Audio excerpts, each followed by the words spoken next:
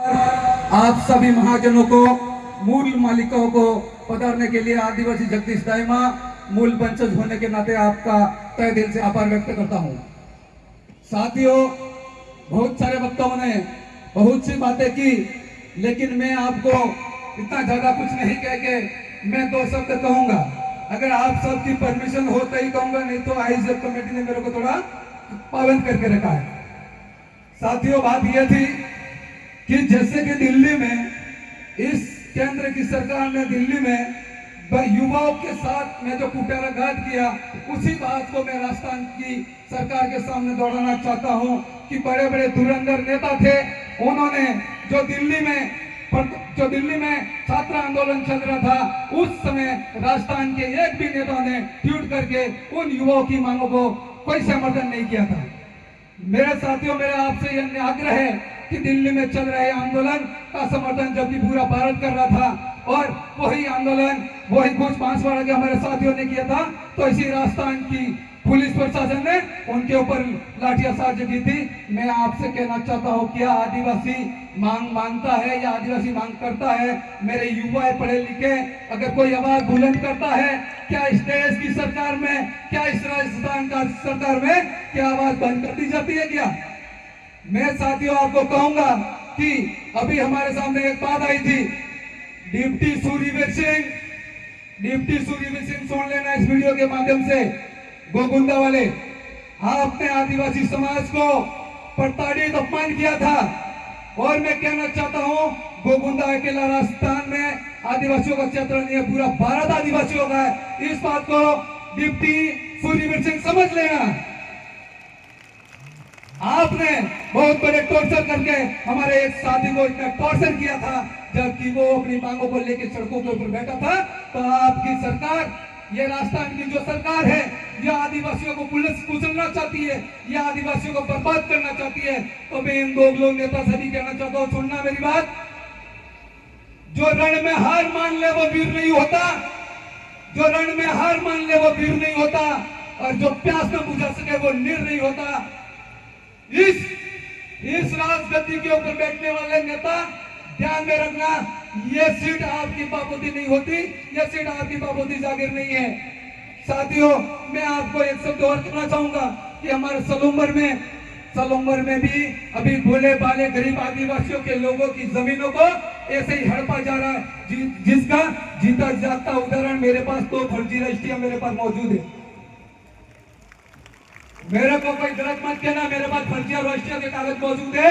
आप आपकी जमीनों को बचा के रखना, तो ये आपका आदिवासियों जिंदा रहेगा। बाकी ये देश की नाकाम सरकारें, ये भजनलाल की डबल इंजन की सरकार आदिवासियों को विस्थापित करना चाहती है। जैसे कि उदाहरण मैं आपको बता दूं, हमारे लातड़ी कडूनी के अंदर कई घरों के 2-3 गांवों की जमीन उसको सरकार कब्जा करती है वहां। तो साथियों, आपसे आग्रह है, ऐसे मामलों में आप बोलिए। कई अलग अलग प्रकार से प्रोजेक्ट लाके आदिवासियों को विस्थापन करना चाहती है। और मैं माननीय सलूम्बर एसपी साहब आपसे आग्रह करता हूं, मेरे किसान भाई, मेरे आदिवासी भाई अपना दिन की दहाड़ी करके, मजदूरी मेहनत करके सुबह शाम जाते हैं, तो आपके कुछ पुलिस अधिकारी है वो उनसे पैसा लेते हैं। भाइयों, सही बात है, गलत बात है? ऐसा नहीं करे। मैं आपसे आग्रह करता हूं श्रीमान कि इस प्रकार से गरीब आदिवासी भाई मेहनत मजदूरी करके अपने जीवन यापन करता है, वो कमाता ही 500, तो आपके वाले के 500 ही ले लेंगे तो घर का गुजारा कैसे चलाएगा? और दूसरी चीज मैं कहना चाहूंगा कि इस देश की नाकाम सरकारों ने आदिवासियों को बहुत सारे नामों से ऐसा करके रखा है। अगर जैसे कि हम कोई करे तो हमारे को ये सरकार डिटेन करना चाहती है। साथियों, आपको पता होगा कि इस राजस्थान की सरकार ने हमारे आदिवासी भाइयों को बहुत सारे तरीके से टॉर्चर किया। साथियों, मैं एक चीज और कहूंगा, मैं कुछ पॉइंट में लिख के लगाऊं कि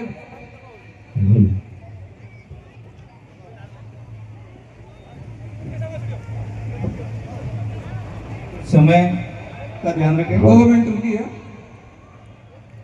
मेरे साथियों, मैं आपको कहना चाहूंगा कि एक सुगर मिल करके एक कंपनी आई है, हमारे इस क्षेत्र में 5 गांवों की जमीन शुगर मिल नाम से इस देश की सरकार ने, इस राजस्थान की सरकार ने उसे लेने का काम किया है। साथियों, मैं आपको देना चाहता हूँ, वो शुगर मिल कंपनी कोई दूर नहीं है। वो यहाँ से 7 किलोमीटर आगे एक हमारा गांव है, 6-7 गांव है, वहां पे शुगर मिल कंपनी खोल रहे हैं।